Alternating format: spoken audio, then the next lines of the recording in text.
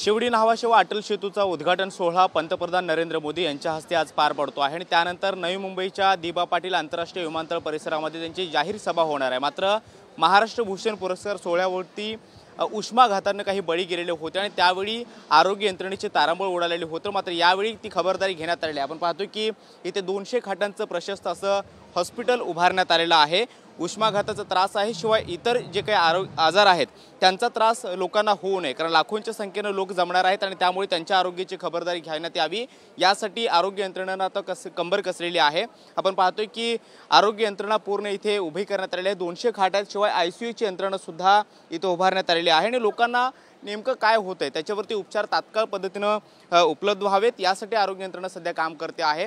नेमकी ती कुठली व्यवस्था उभारण्यात आली आणि कशा पद्धतीने विशेष करून आरोग्य यंत्रणा काळजी घेते हे आपण जाणून घेणार आहोत। माझ्यासोबत डॉक्टर अशोक नंदापूरकर साहेब, उपसंचालक मुंबई आरोग्य सेवेचे, त्यांच्याकडून आपण जाणून घेणार आहोत। सर, मागच्या वेळी आपल्याला एक वेगळा अनुभव आलेला होता, ज्यावेळी महाराष्ट्र भूषण पुरस्कार सोहळ्याचं वितरण होतं त्यावेळी उष्माघाताचा त्रास एक जाणवू लागलेला होता आणि त्यावेळी काही बळी सुद्धा गेलेले होते। यावेळी आपण कशा पद्धतीने काळजी घेतलेली आणि कुठल्या आरोग्य यंत्रणे इथं उभारण्यात आलेले आहेत? मागच्या आपल्या खारघरच्या त्या दुर्दैवी घटनेच्या अनुषंगाने आदरणीय मुख्यमंत्री महोदयांच्या सूचना आणि आमच्या विभागाच्या सूचनेप्रमाणे जिथं मोठ्या प्रकारचे मेगा गॅदरिंग होतील त्या ठिकाणी आपण पुरेशा वैद्यकीय सुविधा उपलब्ध करून देण्याचं नियोजन केलेलं आहे।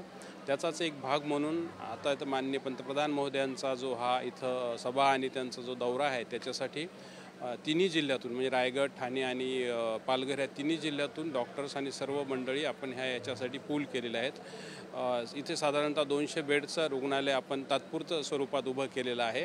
200च्या आसपास आपण फ्लोअर बेडची पण बाजूला व्यवस्था केलेली आहे आणि त्याच्यापैकी 50 खाटा ह्या आपल्या ICUच्या केअर आणि 10 ह्याच्या व्हेंटिलेटर असलेले आहेत। आणखीनही व्हेंटिलेटर आपले स्टँडबायमध्ये 15 व्हेंटिलेटर स्टँडबायमध्ये आहेत।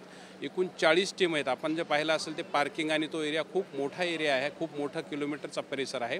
तर त्या एरियामध्ये आपण प्रत्येक ठिकाणी 40 टीम्स ठेवलेल्या आहेत। त्या एका टीममध्ये 6 मेंबर्स आहेत। ते तिथल्या तिथं त्या जे काही येणाऱ्या ह्याला काही अडचणी आल्या आरोग्याच्या विषय तर तिथं टॅकल करतील। एकूण 44 ते 48 ॲम्ब्युलन्सेस आहेत आपल्याकडं, म्हणजे VIPच्या आदरणीय VIPच्या सोडूनही दुसऱ्या आमच्या, त्याच्यावर मोठ्या प्रमाणात आपण व्यवस्था चांगल्या प्रकारे केलेली आहे आणि कुठल्याही हेल्थच्या रिलेटेड आपत्तीला किंवा तशा प्रकारची समस्या उद्भवल्यास चांगल्या प्रकारची आपण सुविधा केल्या आहेत। आपण वेगवेगळ्या तज्ज्ञ डॉक्टरांची सर्वांची उपस्थिती इथं ठेवलेली आहे। त्याचबरोबर साधारणतः 2200 खाटा ह्या खाजगी रुग्णालयामध्ये रिझर्व्ह ठेवलेल्या आहेत आणि त्यांच्याशी पण आपण कोऑर्डिनेशनमध्ये स्वतंत्र त्याच्यासाठी आपले अधिकारी आपण तिथे नेमलेले आहेत। त्या सर्व ह्याच्या पार्श्वभूमीवर आपली तयारी चांगली आहे, कुठल्याही प्रकारची दुर्घटना होणार नाही आहे अशी काळजी घेतलेली आहे आणि जर काही कुणाला आरोग्याचा विषय जर उत्पन्न झाला तर आपली आरोग्य यंत्रणा ही सक्षम पद्धतीनं कार्यरत राहणार आहे। याच्याविषयी काही कुणी काळजी उपस्थित राहणाऱ्या नागरिकांनी सभेसाठी किंवा इथं काम करणाऱ्या अन्य विभागाच्या कर्मचाऱ्यांनी पण अशा प्रकारची मनामध्ये निश्चिंत राहावे। आमचा जो काही रुग्णालयाचा तात्पुरताचा पार्ट आहे तो इकडच्या साईडला आहे स्टेजच्या, म्हणजे हा एका कोपऱ्यामध्ये, तिथं सर्व ठिकाणी आपण लेबलिंग केलेलं आहे म्हणजे की कोणाला शोधायचं काम नाही पडणार। आपले जे आरोग्य दूत आहेत आपत्ती व्यवस्थामधले ते त्या आपल्या ते सेक्शन्स आहेत जे बसणार आहेत तिथं उपस्थित राहणार आहेत। आपण फोल्डिंग स्ट्रेचर ठेवलेले आहेत, कोणाला उचलून आणायचं असेल तर आपल्या 8 ॲम्ब्युलन्सेस ह्या बाजूला आपण तैनात केलेल्या आहेत। तिथंही त्या टीम असणार आहेत आपल्या टीम तिथे तातडीनं जे काही कोणाला ट्रीटमेंट असेल ते करतील। कोणाला इथे आणायचं आवश्यक असेल तर ॲम्ब्युलन्सला ॲक्सेस आपल्याला सिक्युरिटी मार्फत उपलब्ध झालेलं आहे, त्याच्यामुळे कुठेही अडचण येणार नाही अशी दक्षता घेतोय। अन्य डिपार्टमेंटचं सहकार्य आम्हाला मिळत आहे। सर, लाखोंचा जनसमुदाय असणार आहे, मागच्या वेळी उष्माघातामुळे जास्त प्रॉब्लेम निर्माण झालेला होता, तर यावेळी कशा पद्धतीने आपण काळजी घेतोय, प्रायोरिटी नेमके काय असणार आहे? अगदी सुरुवातीला पाहिलं तर ORSची सिस्टीम आपण ठेवलेली आहे, लोकांना कोणालाही ते ORS घेता येऊ शकतं, तर आपण खास करून जो मंडप आहे तिथे काही वेगळी काळजी घेतोय का? नाही, मागच्या घटनेपेक्षा ह्याच्यामध्ये कसं झालं की मागचा हा ओपन स्पेसला क्राऊड होता, तो जो काही गर्दी आली होती, भक्त आले होते। आता हे आपला बंदिस्त ह्याच्यामध्ये असणार आहे, त्याच्यामुळे डायरेक्ट सनचं एक्सपोजर हे उपस्थितांना होणार नाही आहे।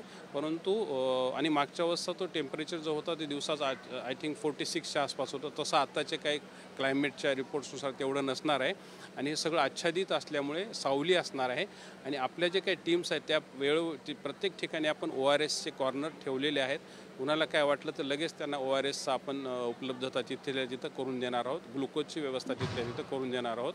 त्याच्यामुळे मागच्या घटनेच्या अनुषंगाने आपण खूप अतिशय चांगली काळजी घेत आहोत आणि उष्माघाताचे जे काही रुग्ण संभाव्य येऊ शकतील तशा प्रकारचे तर त्यांची ट्रीटमेंटसाठीची इथेही तयारी आहे. म्हणजे कोणाला सलाईन लावायचं असेल ज्यांना ORSपेक्षा आणखीन काय लागेल ती आहे.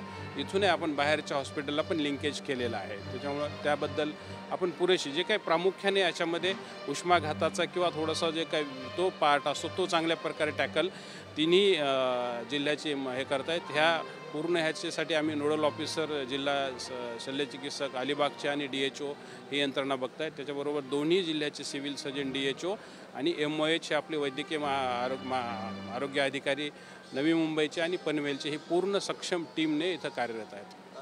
तर एक शेवटचा प्रश्न, साधारण त्या पूर्ण मंडप परिसरामध्ये आपली आरोग्य यंत्रणा काम करते, किती स्टाफ आहे आपला जो आज दिवसभरामध्ये काम करणार? आमच्याकडे जे आपलं जे टीम सोडून जे बाहेरचे सोडलं साधारणतः इथे 130च्या आसपास डॉक्टरांचं टीम असणार आहे. त्याच्यानंतर 150च्या नर्सिंग स्टाफ आहे. त्याच्यानंतर जी मदत करणारी आहे ते वेगळा एक स्टाफचा आहे. साधारणतः 500च्या वर इथं अधिकारी कर्मचारी कार्यरत आहेत आणि 40 कॅम्पच्यासाठीचे वेगळे असणार आहेत. धन्यवाद सर आमच्याशी बातचीत केल्याबद्दल. तर हे होते अशोक नंदापूरकर सर. आणि या सगळ्या परिसरामध्ये आपण पाहतोय की अगदी पाठीमागच्या परिसरामध्ये सुद्धा खाटा ज्या आहेत त्या लावण्यात आलेल्या आहेत आणि जवळपास 200 खाटांची ही व्यवस्था जी आहे ती करण्यात आलेली आहे आणि ICU विभागातले काही बेडसुद्धा या ठिकाणी उभारण्यात आलेले आहेत. खास करून उष्माघाताचा त्रास लोकांना जाणवणार नाही यासाठी सुद्धा विशेष करून काळजी घेतली जाते. आपण पाहतोय की या ठिकाणी बेड्स जे आहेत ते उभारण्यात आलेले आहेत. काही पोलीस कर्मचारी जे आहेत ते सकाळपासून रात्रीपासून या ठिकाणी बंदोबस्ताला तैनात आहेत आणि त्यामुळे सुद्धा त्यांना त्यांच्या आरोग्याच्या दृष्टिकोनातून जे काही पावलं उचलायची आहेत किंवा त्यांना जे आवश्यक आहे त्या पद्धतीच्या सगळ्या टेस्टसुद्धा तात्काळ पद्धतीनं कशा उपलब्ध होतील याकडे सुद्धा विशेष करून प्राधान्यानं पाहिलं जात आहे. कक्षक सेवक आहेत, जवळपास 500च्या आसपास डॉक्टर्स आणि इतर जो काही स्टाफ आहे तो सुद्धा काम करतो आहे. आणि मागच्या वेळी ज्या पद्धतीचा अनुभव आलेला होता, महाराष्ट्र भूषण पुरस्कार सोहळ्याच्या वितरणावेळी जवळपास अनेक जणांचा बळी गेलेला होता, उष्माघाताचे ते बळी होते आणि त्यावेळी जो काय अनुभव आलेला होता तो पुन्हा एकदा तशा पद्धतीचा अनुभव येऊ नये यासाठी आरोग्य सेवेनं ही कंबर जी आहे कसलेली आहे. 200 खाटा आहेत आणि बाहेरसुद्धा ॲम्ब्युलन्स ज्या आहेत त्या तैनात असणार आहेत. कुणाला जर इमर्जन्सी आली तशा पद्धतीचे उपचार हे हॉस्पिटलमध्ये जाऊन मिळावेत यासाठी सुद्धा आरोग्य सेवेकडून विशेष करून काळजी घेतली जाते. व्हिडिओ जर्नलिस्ट सिद्धेश नाईक सोबत कृष्णा सोनारवाडकर, TV9 मराठी, नवी मुंबई.